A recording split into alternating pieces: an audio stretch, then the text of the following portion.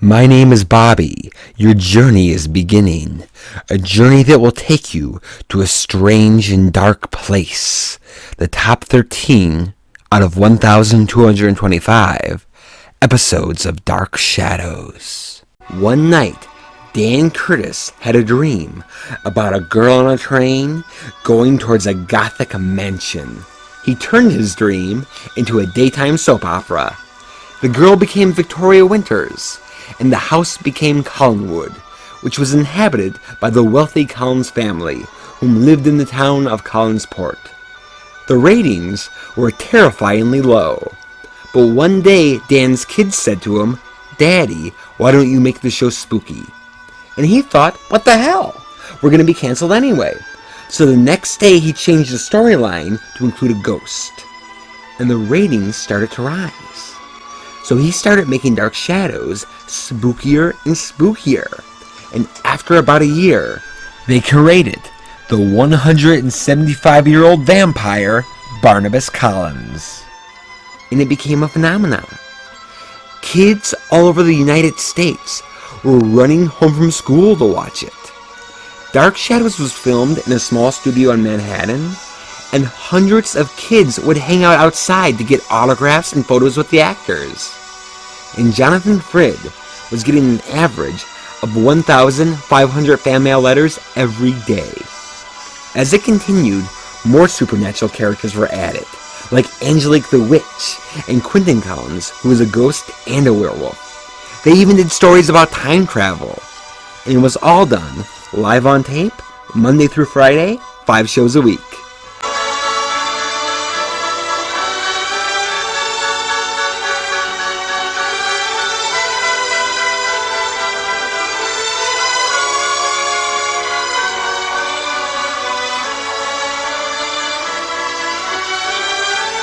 Number 13, episode 606. In 1795, Angelique loved Barnabas, but he was in love with Josette, so she turned him into a vampire. Now in 1968, Barnabas is cured and thinks he is finally rid of the curse and the woman he hates. But Angelique has come back as a vampire and is once again a pain in the neck. This is their most fantastic biting scene. Their fangs are especially made at the dentist. And Jonathan Frid always thought he looked stupid doing this, because they make him go like this. But with Angelique, this approach is scarier. For Barnabas, this is a horrifying twist on the relationship, where he's the vampire's victim now and has to obey her. We're excited as soon as Angelique enters the room, because we know what's going to happen. And her dialogue, and her baring her fangs as she approaches him, just adds to the suspense. And it makes sense for her character, because she's gloating over this, and wants to see the terror in his face. As an audience, we identify with Barnabas, so Angelique is scary. If school had just let out, and Laura Parker stepped onto a subway platform, hundreds of kids would run away from her. She's beautiful, but her eyes are so piercing that you just feel her inner rage. And the fangs enhance that viciousness as she savagely attacks his neck. Hello, Barnabas. Angelique, it is impossible. Yes, your bride. The only bride you will ever have. I will never be rid of you, will I? Never. You're frightened, aren't you? Get away from me. I love seeing that expression on your face. Aren't you curious to know why I'm alive? This is what I am. This is what Nicholas has made me. No. No. No!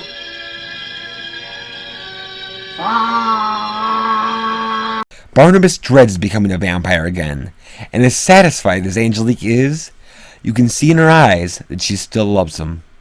Number 12, episode 804. In 1897, Count Potoffi, who has possessed Jameson Collins, uses his magic to expose the people of Collinwood for who they really are. When they would go back in time, it was typically for months and months, and instead of bringing on new actors, they would just use all of the Dark Shadows regulars and have them play the new roles. This is where American Horror Story got it from. And it is one of the most fun aspects of the series, because you get to see actors that you love show off their talent, and you especially get to see it in this episode. The cast are already playing their 1897 roles, so instead of David, Roger, and Carolyn, they're playing Jameson, Edward, and Charity Trask. But Jameson is possessed by Count Potoffi. David Hennessy was one of the best child actors of that era, and he chillingly conveys the maturity and sophisticated evil of Thayer David. Then there's Louis Edmonds as the stuffy Edward Collins, who now believes he's the dutiful butler, which is really fun. But the best is Nancy Barrett, who's playing Charity, the prim and proper daughter of Reverend Trask, and she gets possessed by the dance hall girl Pansy Faye. Oh, Charity, you are pretty. What? I said you're very pretty. I'm so glad you came to live with us. So very glad.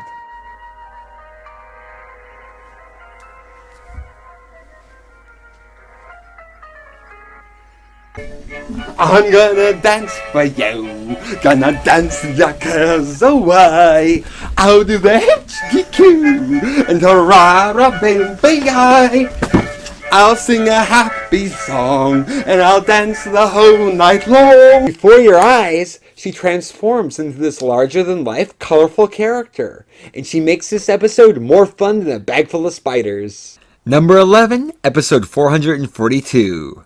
In 1795, the witch hunter Reverend Trask has been wrongfully persecuting Victoria Winters, and she is going to be hanged. In revenge, Barnabas buries him alive by building a brick wall around him. Dan and the writers would frequently take inspiration from classic Gothic and horror literature. And for an episode about revenge, who better to rip off from than the master of the macabre himself, Edgar Allan Poe? They use the cask of the Amontillado, where the main character methodically walls someone up, and the telltale heart, for when Trask is lured to the basement by the sound of a pounding heartbeat.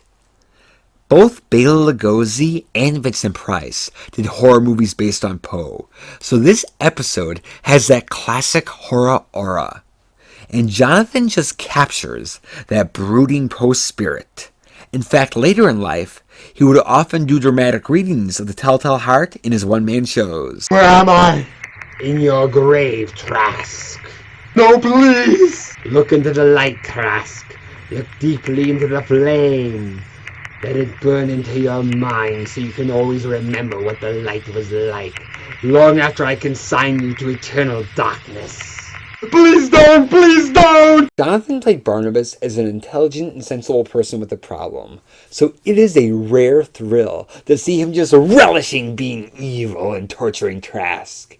And as an audience, we care about Victoria Winters and hate Trask too, so we're relishing it just as much. Number 10, episode 658. After seeing his cousin transform into a werewolf, Joe Haskell has lost his mind and has a recurring nightmare where both of his cousins, Chris the werewolf and Tom the vampire, are after him. On a soap opera, fast pacing is a no-no, but in a dream sequence, you can have the wildest or scariest things happen without advancing the plot too fast. Dark Shadows did a lot of groovy ones, but this is their spookiest nightmare.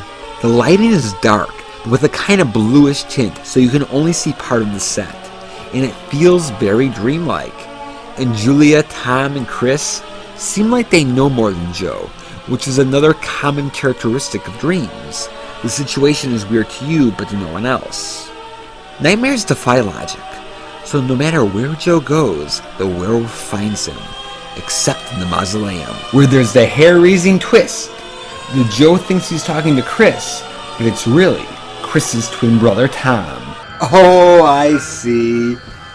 You always did have trouble telling us brothers apart, Joe. I'm not Chris. I'm Tom. No, you can't be. You're dead. You're dead. Not at night, Joe. Only during the day.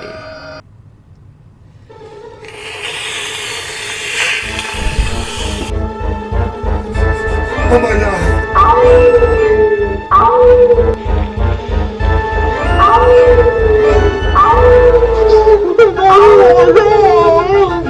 Joe Haskell had been on the show since the beginning, and he had been Maggie Evans' loyal boyfriend.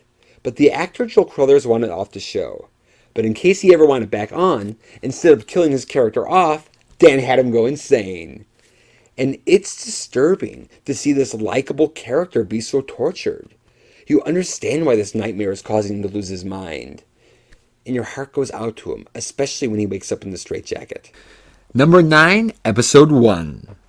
The orphan Victoria Winters is taking a train to Collinsport, Maine, to work as a governess at Collinwood, and she hopes to learn something about her past. What's amazing about this episode is as different as Dark Shadows became, it is the perfect introduction to the series. The time periods changed, the characters changed, but what remained was that gothic romantic atmosphere and the drawing room and foyer of Collinwood. Dan felt the key to the success of Dark Shadows was that it was its own magical world, and nothing that happened in reality ever intruded on it. If there was a war going on, they didn't know about it in Collinsport, Maine, and you get that feeling immediately. It begins with Alexandra Mulkey, who looks like Snow White, as Victoria Winters, giving voiceover narration about Collinwood. This character is partly inspired by the gothic novel Jane Eyre, which is told from Jane's perspective, so the narration adds even more to Victoria seeming like a gothic heroine.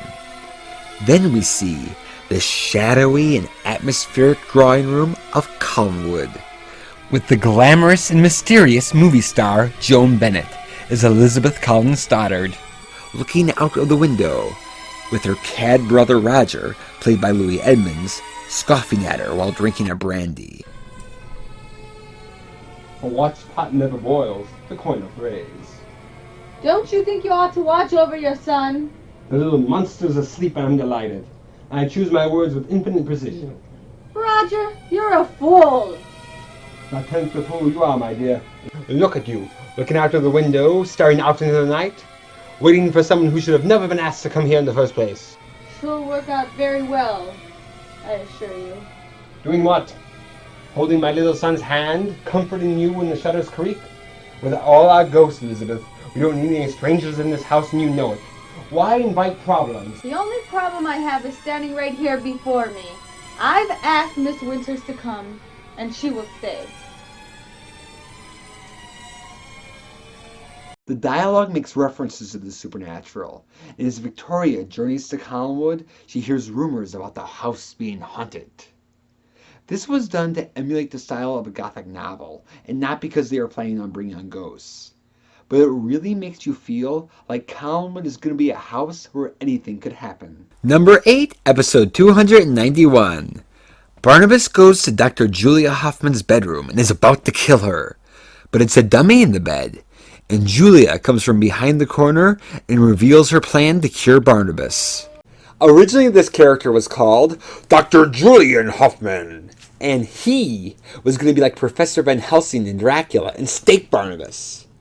But there was a typo in the script. And instead of saying Julian, it said Julia. And Dan jumped on it and changed the character to a woman.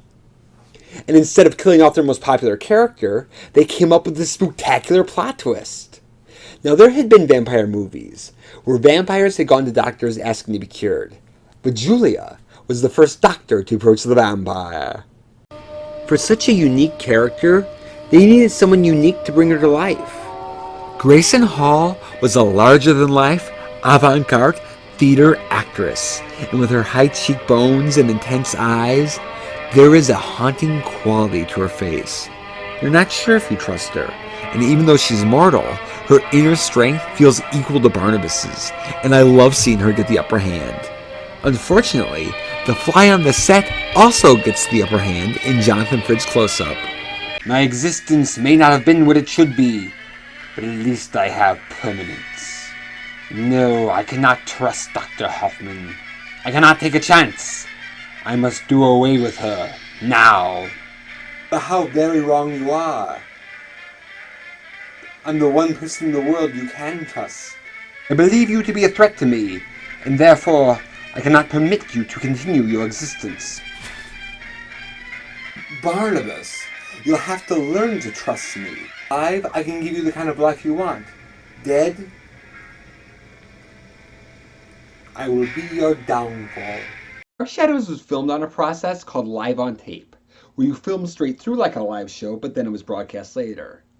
So if something major went wrong, like a technical problem, you had the option to go super over budget and stop and restart. But for minor things, you would just keep going. So occasionally actors will flub their lines. Once Jonathan didn't know he was on camera, and it looks like he's picking his nose. And another one, it sounds like Jerry Lacey farts.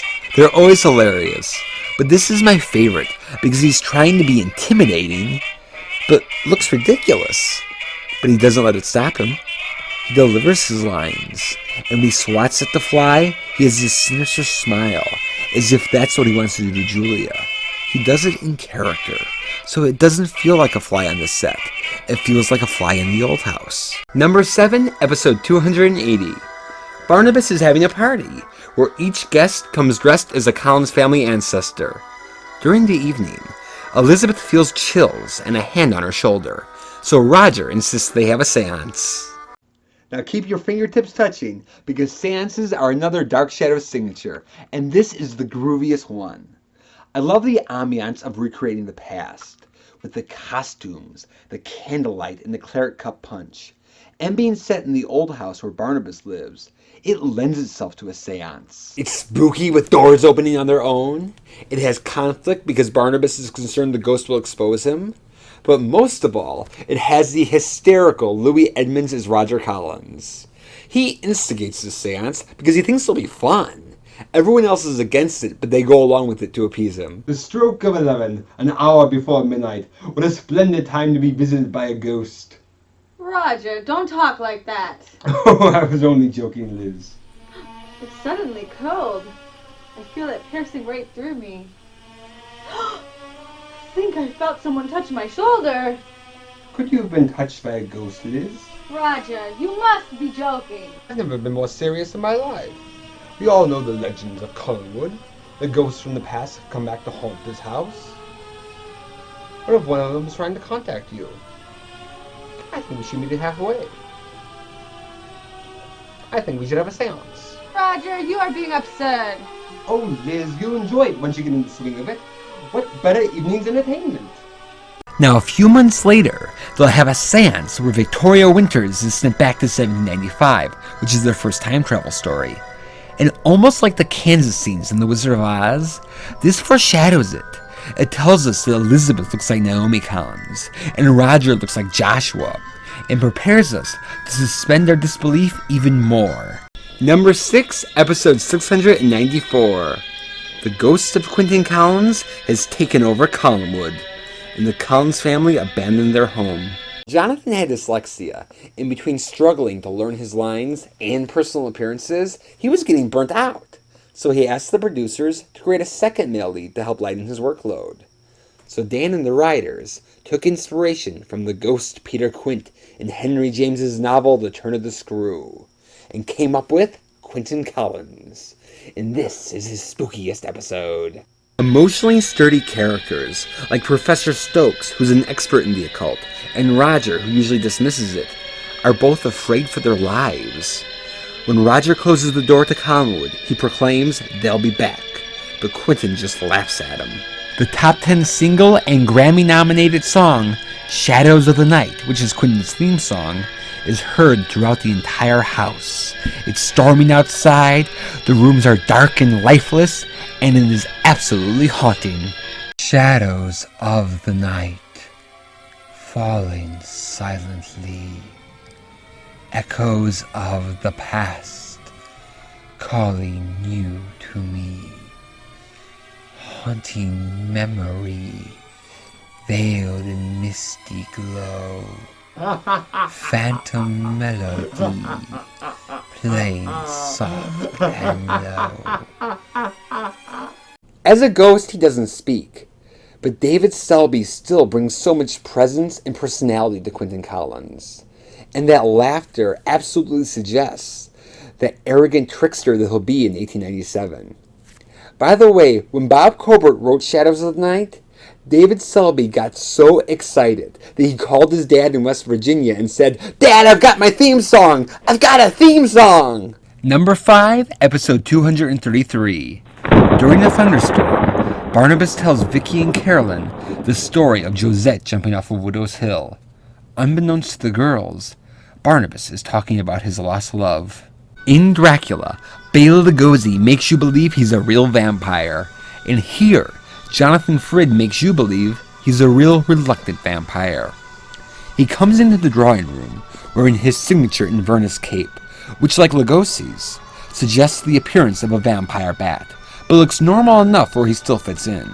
The thunder is roaring, there's lightning, and the power is out, so the room is lit by candlelight, as Barnabas tells his atmospheric tale. Jonathan Frid was a Shakespearean stage actor, and brings those classical qualities to Barnabas. And Jonathan observed that, like Barnabas, who's in a new time, he was out of his element on a soap opera. When he's gazing off into the distance, he's looking at the teleprompter. But all this makes you feel like he really is from the past, and knows a whole other world of people. On top of Widow's Hill, she stumbled over a large rock. Crying hysterically, she limped and crawled to the edge of the precipice. Her lover clutched at her, spinning her around to face him as the lover held her tightly, his lips pressed against her throat. She grew limp. Suddenly, with a last surge of energy, she broke free and hurled herself over the cliff. Her scream reacting and echoing as she plunged downward. Her body was impaled on the craggy rocks below. Her lover descended to the bottom of Widow's Hill and found her body broken, lifeless, bloodless. As violent as her death was, the expression on her face was one of serenity, as if this was the best possible ending to her life. Even though he tells it in third person, the lush detail and despair in his eyes and voice tells you that he was a lover. At one point he looks like he's going to cry because of the guilt he feels. However, as human as he may seem, he is still a vampire, with a vampire's cruelty. And when he finds out that his slave Willie almost exposed him, he storms into the old house, ready for revenge. And that's what makes him such a complex character. Willie! Willie!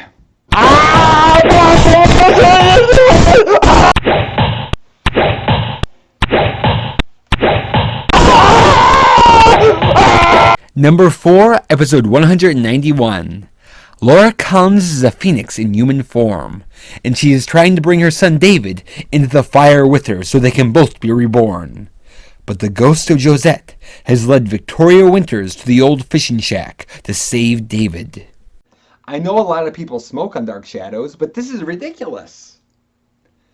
Dan thought of bringing on a vampire as going all out. Laura Collins was testing the waters.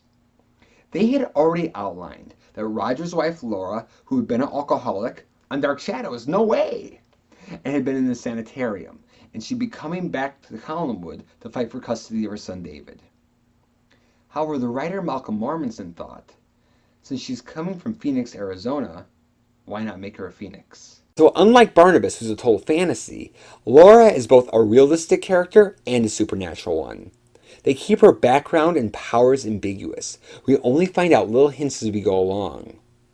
So this moment, where we finally see her acting as a phoenix, is gradually built up to, and it's incredible. Finish the legend of the phoenix, David.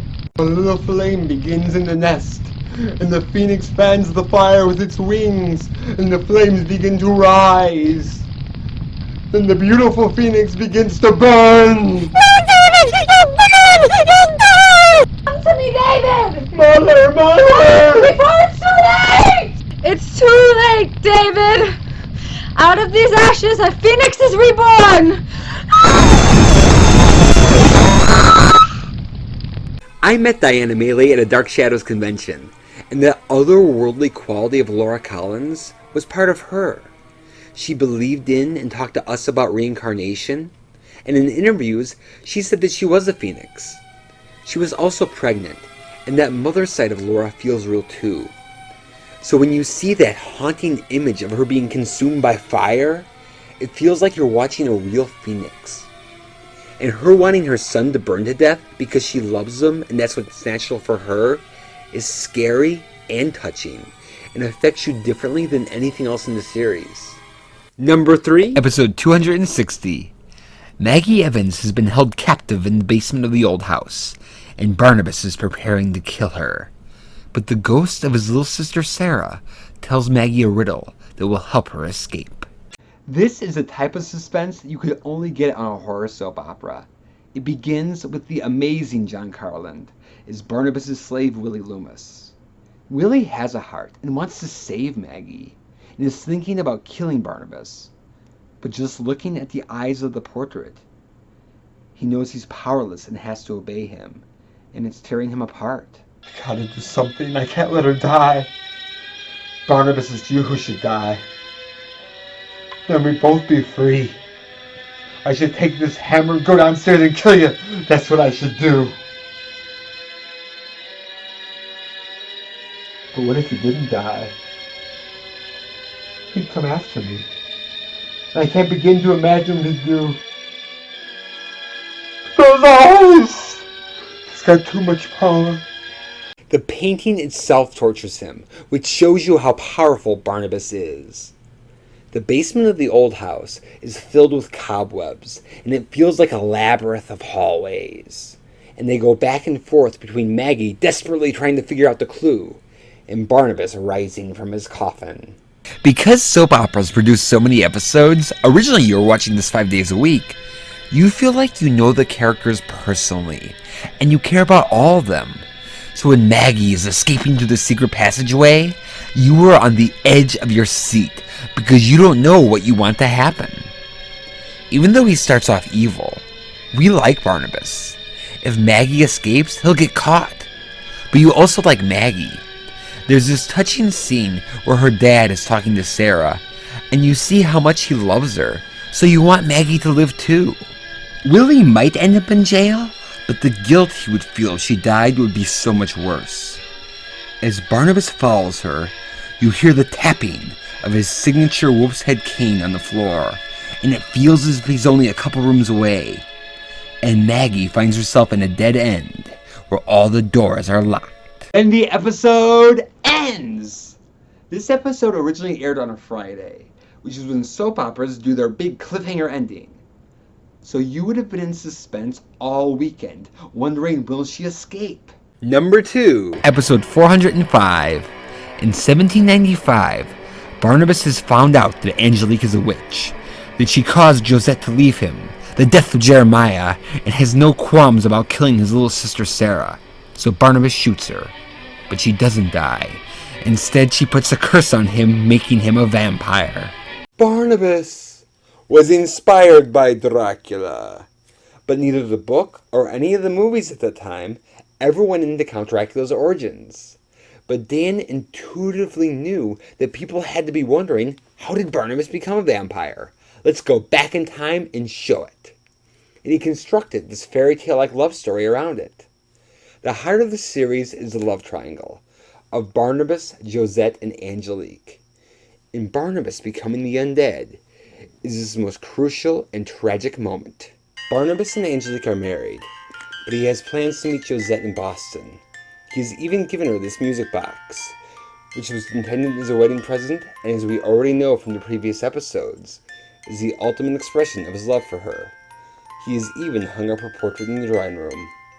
Hurt and enraged, Angelique ensures that Barnabas and Josette will never be happy. Do you remember when Sarah was very ill?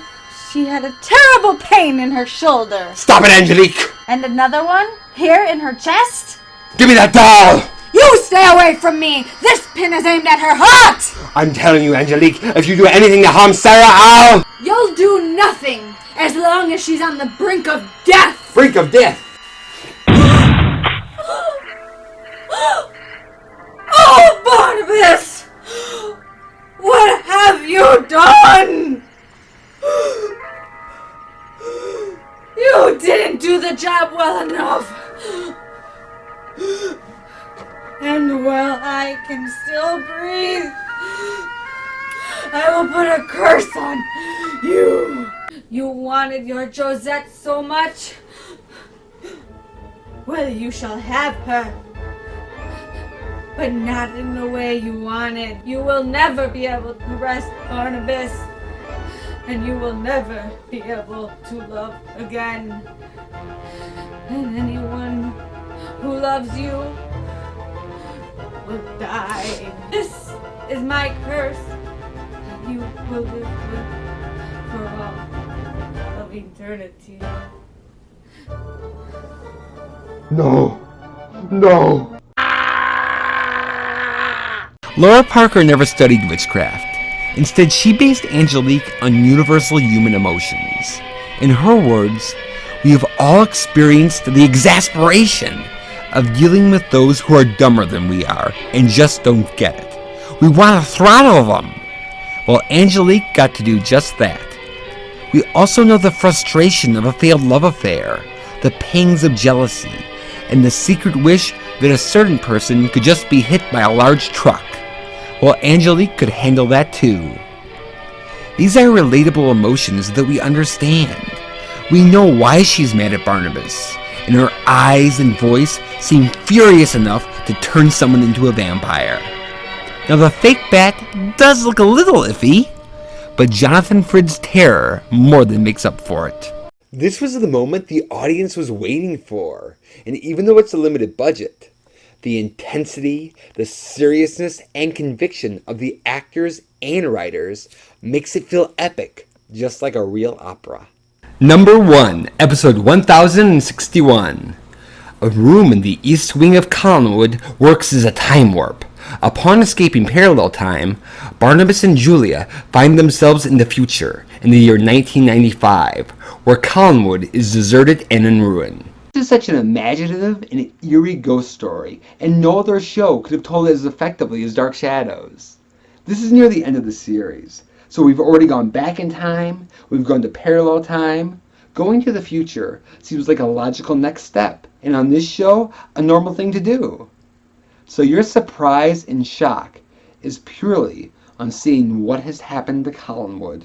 The show always begins with a still shot of the setting, usually Collinwood, and the angle, the almost leafless tree, and the dark blue colors conveys this epic atmosphere of doom.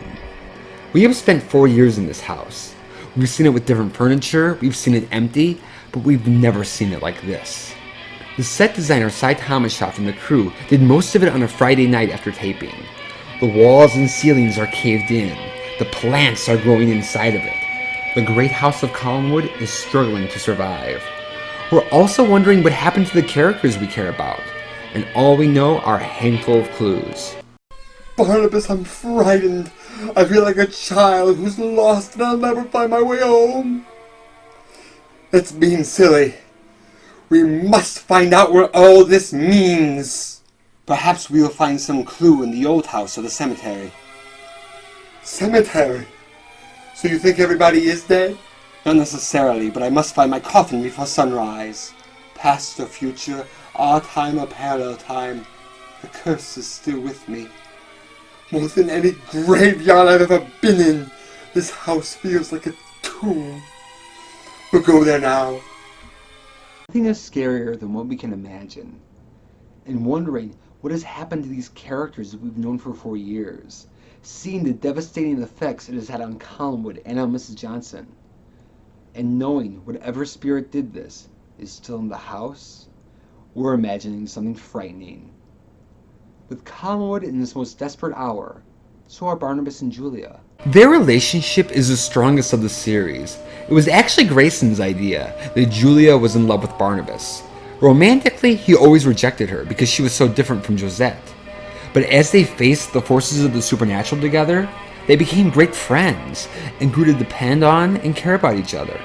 In this episode, Barnabas laments that he's lost Roxanne, with Julia's heart breaking because she just wants him to love her, and your heart breaks for her too. You've forgotten how rare a life of love can be. It's something one learns to live with. You can get used to anything, if we have to. It's touching, it's spooky, it's creative. It is the grooviest episode of Dark Shadows. Julia was my grandma's favorite character, and with 1,225 episodes, I have so many great memories of watching Dark Shadows with her. And I'd love to hear your favorite memories of watching daytime TV's most famous vampire.